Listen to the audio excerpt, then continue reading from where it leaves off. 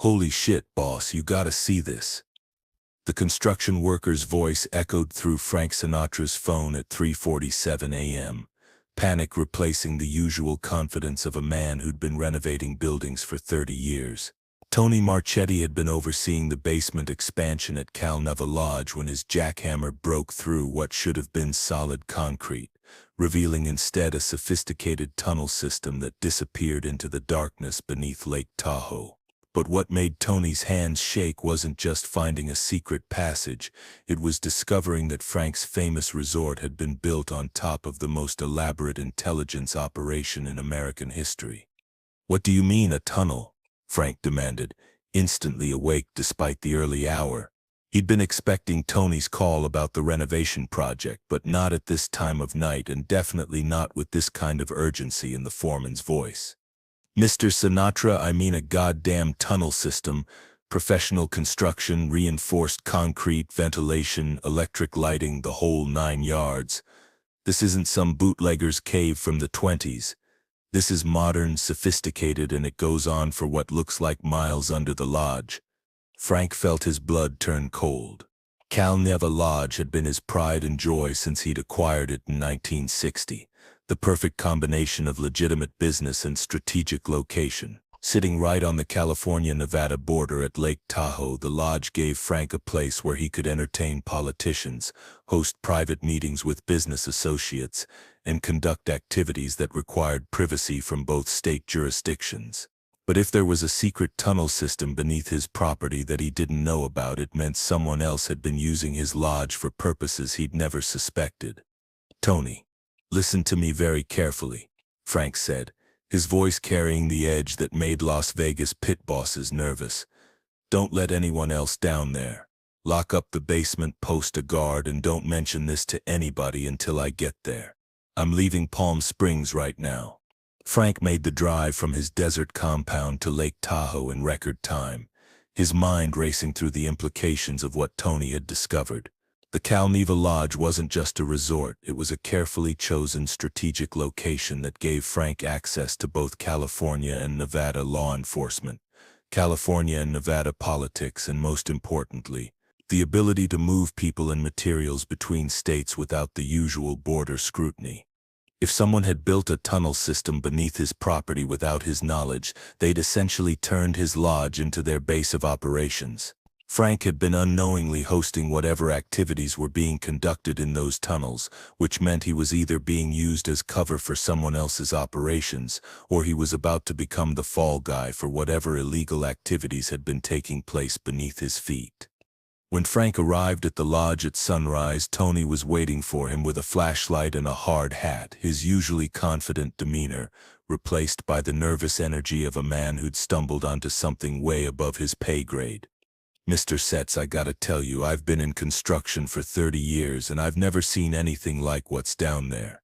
This is an amateur hour. Whoever built this had serious money, serious connections, and serious reasons for keeping it secret." Frank followed Tony down into the basement, through the hole that had been blown in the concrete wall and into a world that existed beneath his property but completely outside his knowledge. The tunnel was wide enough for two people to walk side by side, with reinforced concrete walls, professional lighting, and a ventilation system that kept the air fresh despite being underground. But what made Frank's hands shake wasn't the sophistication of the construction, it was the realization that this tunnel had been built specifically to service his lodge. The entrance wasn't some random connection to an existing underground system. It had been designed to give someone direct, undetected access to the Neva Lodge basement, which meant whoever built it had been planning to use Frank's property for their operations from the very beginning. "How long do you think this has been here?" Frank asked as they walked deeper into the tunnel, their footsteps echoing off the concrete walls. "Based on the construction techniques and materials, I'd say at least 10 years, maybe 15. This was built before you bought the place, Mr. Sen. Somebody put serious money into creating a secret entrance to your lodge, and they did it years before you even knew the property existed." Frank understood immediately what this meant. His purchase of Neva Lodge hadn't been a random business opportunity. It had been orchestrated by people who wanted him to own a property that already contained their secret infrastructure. He'd been maneuvered into buying a lodge that someone else had already converted into their private base of operations. The tunnel stretched for nearly a quarter-mile beneath the lodge, ending at a massive underground chamber that had been carved out of the bedrock beneath Lake Tahoe. The chamber was the size of a small warehouse with multiple rooms branching off from the main space, each one equipped with different types of equipment and furniture that told a story Frank was beginning to understand with growing horror. One room contained filing cabinets filled with documents, photographs, and audio recordings. Another held sophisticated communication equipment, radios, telephone switchboards, and recording devices that looked like they belonged in a government intelligence facility. A third room was set up like a conference room with a large table, chairs, and maps covering the walls that showed not just the Lake Tahoe area but locations across California, Nevada, and the entire western United States. But the room that made Frank's blood run cold was the one that contained detailed surveillance files on him personally. Box after box of photographs showed Frank at his various properties, meeting with different people, conducting business that he'd thought was private. There were financial records documenting his income, his expenses, his business relationships, and his personal habits with a level of detail that could only have come from systematic long-term surveillance. "Jesus Christ," Tony whispered as they examined the files. "They've been watching you for years, Mr. Seth. This isn't just surveillance, this is a complete intelligence operation with you as the primary target." Frank found files documenting his relationships with organized crime figures, his political connections, his business dealings, even his romantic relationships. Every aspect of his life had been cataloged, analyzed, and cross-referenced with other intelligence that painted a comprehensive picture of his activities, his associates, and his potential vulnerabilities. But the most shocking discovery came when Frank found files that weren't about him at all. The underground facility contained intelligence on dozens of other prominent figures, politicians, entertainers, business leaders, and organized crime figures from across the country. The Neva Lodge hadn't just been used to spy on Frank. It had been the headquarters for a massive intelligence operation that had been monitoring and manipulating some of the most powerful people in America. One entire wall of the main chamber was covered with what looked like an organizational chart showing connections between different people, different operations, and different activities that spanned from Hollywood to Washington, D.C. to Las Vegas to Chicago. Frank's name appeared in the center of the chart, with lines connecting him to virtually every other person and organization shown. "Tony, we need to get out of here right now," Frank said, suddenly understanding that they'd discovered something far more dangerous than a simple surveillance operation. "Lock this place up, seal the entrance, and forget you ever saw any of this." "Mr. says, shouldn't we call the police? The FBI? This is serious criminal activity. Conspiracy, surveillance, maybe even treason." "Tony, look around you. Oh, look at these files, look at this equipment, look at the scope of this operation. You think this was built by criminals? This is government, Pally.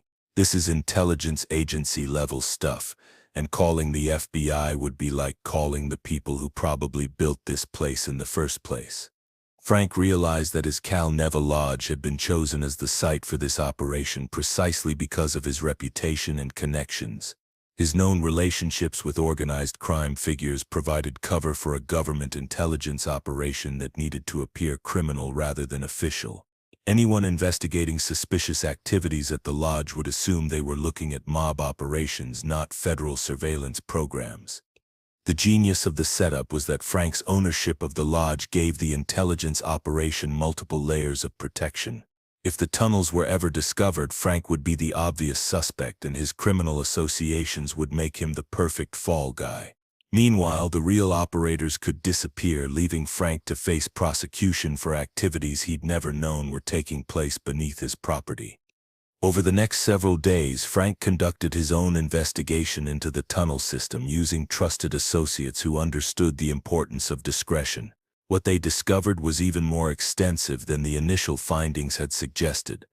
The tunnel system connected not just to the lodge basement but to multiple exit points around Lake Tahoe, including a hidden entrance near the lake shore that would allow boats to dock and unload people or materials without being seen from the lodge or the surrounding area.